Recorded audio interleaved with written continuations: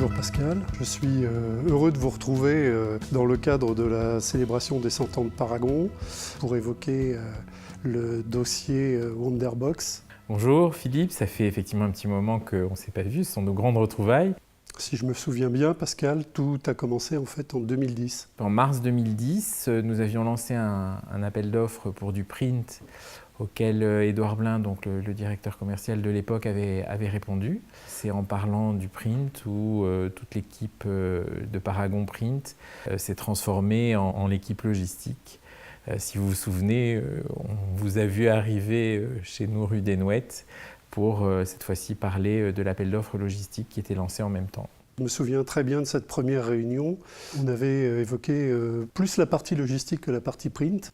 Exactement. Alors pour nous, c'était très surprenant parce que Paragon avait une réputation d'imprimeur assez aguerri. Et moi, je me souviens quand on a dit « mais Paragon va faire certainement notre logistique », tout le monde a dit « mais Paragon, qui sait, ils font pas de la logistique, c'est des imprimeurs ».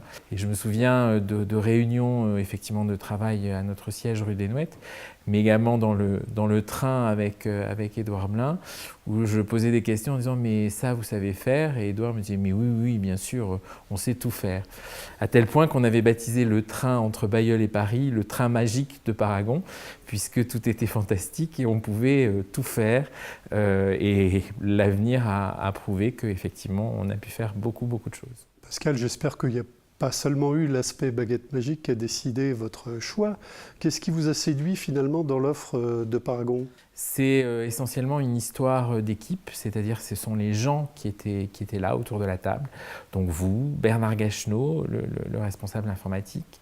Mais moi je cherchais en fait des équipes assez agiles qui pouvaient répondre. Et puis après c'est une relation, j'allais dire, très humaine qui a fait que on a pu avancer ensemble. Je ne sais pas si vous vous rappelez, c'était un pari un petit peu fou. Ça nous a valu à Christophe et moi quelques nuits blanches. On avait un peu de mal à appréhender le travail qu'il y aurait à fournir pour prendre en charge votre dossier.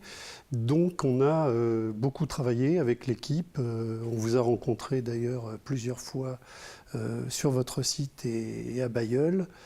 En particulier grâce à notre service informatique, je pense qu'on a pu répondre correctement sur l'appel d'offres. Moi, je me souviens des vendredis où on fabriquait nos cartons, on faisait nos emballages, et puis discrètement mais sûrement, on mettait ça dans une petite voiture le lundi, on allait jusqu'à Bailleul, on frappait à la porte, on disait « voilà, est-ce que vous pouvez nous expédier ce genre de produit ?» Et effectivement, après, il a fallu en très peu de temps, puisque l'appel d'offres a été validé au mois d'avril, et le 1er septembre, on tournait la clé. Donc sans informatique, on est parti d'une page complètement blanche et on a monté effectivement avec Bernard, vous-même et les équipes de Bailleul, Christophe, on a monté les processus un à un, la réception, le stockage, la préparation de commandes, l'expédition, les flux web, de façon à, le 1er septembre, déployer la nouvelle collection avec la nouvelle logistique de Wonderbox. Alors, c'était pas forcément un pari fou, c'était un pari osé, mais en fait, avec le temps, avec la réflexion, je me dis que finalement, de partir de la page blanche, c'était peut-être pas plus mal pour la réussite du projet, dans la mesure où on a, je pense, bâti du sur-mesure ensemble. Effectivement, c'est vraiment une solution sur mesure. Je pense que ce qui a fait également le succès de l'opération, c'est la disponibilité des équipes de part et d'autre et l'implication qui fait qu'on n'a pas perdu de temps. Il y avait vraiment des groupes qu'on appelle de travail avec des feuilles de route extrêmement précises et ça nous a permis de construire les flux, j'allais dire un par un. Et effectivement, on a procédé à la réception des produits, ensuite au stockage, ensuite à la préparation des commandes. C'est là où ça a été le plus compliqué parce qu'effectivement, on s'adresse, nous, à différents flux, la grande distribution, le web. Donc il y avait tout un tas de spécificités pour ces flux.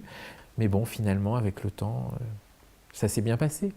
Parmi les petits épisodes sympathiques et croustillants qui ont émaillé nos relations, je ne sais pas si vous avez gardé un souvenir de la Suisse. Je crois que j'ai gardé un souvenir qui ne s'effacera pas. Je me souviens très très bien, c'est une folle nuit puisque je crois que nous avions travaillé jusqu'à 4 heures du matin. Exact. Et c'est la première fois dans ma carrière professionnelle que je voyais un directeur à l'époque des opérations, supply chain, client, notre directeur du marketing, notre directeur des opérations travailler à scanner des coffrets pour donner satisfaction à un client.